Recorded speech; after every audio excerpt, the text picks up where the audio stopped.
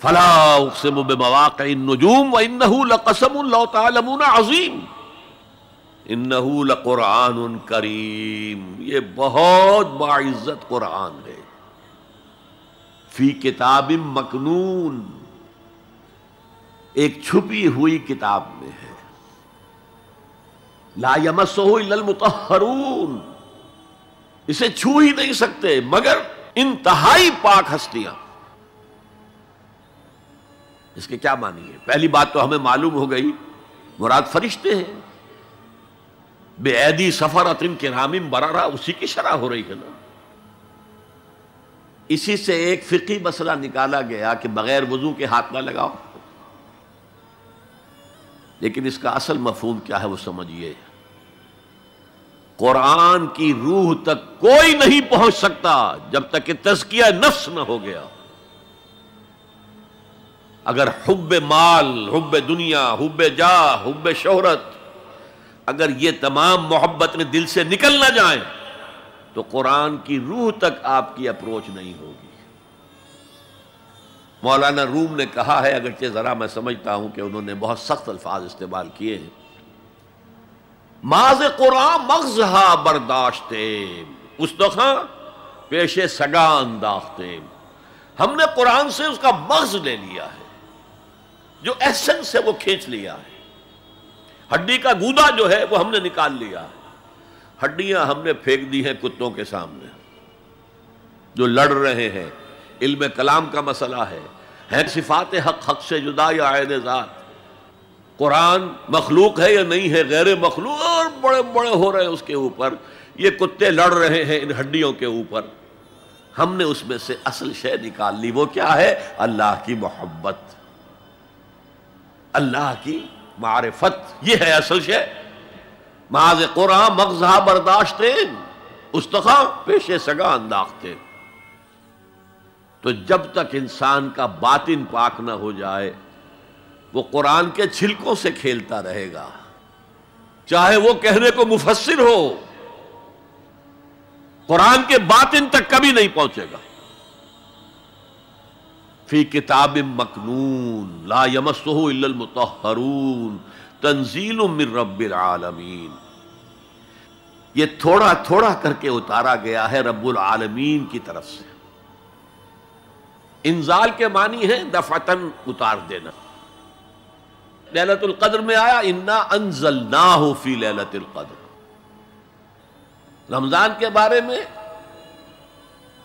شہر رمضان الذی انزل فیہ القرآن، باب افعال، لیکن حضور پر ایک دم نہیں اترا، تھوڑا تھوڑا تھوڑا تھوڑا 23 برس میں جا کر اس کی تکمیل ہوئی۔ اب دیکھیے جو شکوہ کیا اللہ نے، کیا اس جیسی نعمت سے تم مداہنت کر رہے ہو، بے اعتنائی کر رہے ہو، اسے پڑھتے نہیں ہو، اسے سمجھتے نہیں ہو، اس پر عمل نہیں کرتے، اسے اپنا امام نہیں بناتے؟ تمہارا طرز عمل یہ ہے، بلکہ تم نے اپنا نصیب یہ بنا لیا ہے کہ تم اسے جھٹلا رہے ہو۔ غور کیجئے، جھٹلانا جو ہے دو طرح کا ہے، ایک ہے زبان سے کہنا کہ یہ نہیں ہے، کوئی اللہ کا کلام نہیں ہے، یہ قرآن وغیرہ جھوٹ، سب اساطیر الاولین ہیں، یہ محمد نے گھڑ لیا ہے وغیرہ وغیرہ، جھٹلانا ہو گیا۔ ایک جھٹلانا ہے عمل سے جھٹلانا، مان تو لیا اللہ کا کلام ہے لیکن اس کی حرام کردہ شے کو اپنے لیے حلال کیا ہوا۔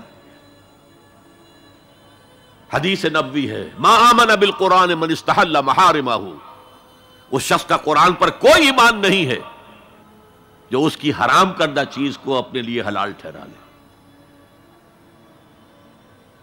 اس اعتبار سے غور کیجئے، اور اس کی مثال بھی دی ہوئی ہے سورہ جمعہ میں، مثل الذین حملوا التوراۃ ثم لم يحملوها كمثل الحمار يحمل اسفارا بئس مثل القوم الذین کذبوا بآیات اللہ واللہ لا يهدی القوم الظالمین۔ مثال ان لوگوں کی جو حامل تورات بنائے گئے تھے اور پھر انہوں نے اس کی ذمہ داری کو ادا نہیں کیا، اسے قائم نہیں کیا، اس کے احکام پر عمل نہیں کیا۔ جیسے فرمایا ہے سورہ اعراف میں قل یا اہل الکتاب، کہہ دیجئے اے نبی صلی اللہ علیہ وسلم، اے کتاب والو، لستم علی شیء حتی تقیموا التوراۃ والانجیل وما انزل الیکم من ربکم، تمہاری کوئی حیثیت ہماری نگاہ میں نہیں ہے، تمہارا منہ نہیں ہے کہ ہم سے دعا کرو جب تک کہ تم تورات اور انجیل کو اور جو کچھ نازل کیا گیا تمہاری طرف اسے قائم نہیں کرتے۔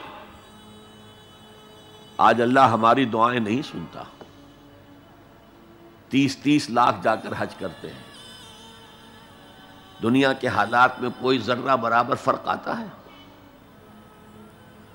اول تو حرام کی کمائی سے حج ہو رہا ہے، جو حج ہے ہی نہیں سرے سے، جو کچھ کرتے گئے تھے سودی کاروبار وہی آ کر دوبارہ شروع کر دیا، سرکاری ملازم ہے تو جو رشوت پہلے لے رہے تھے اس کے بعد آ کر شروع کر دی۔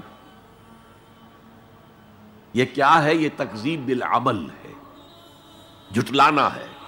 تم نے اپنا نصیب یہ بنا لیا ہے کہ تم قرآن کو جھٹلا رہے ہو، جیسے کہ انہوں نے جھٹلایا تھا۔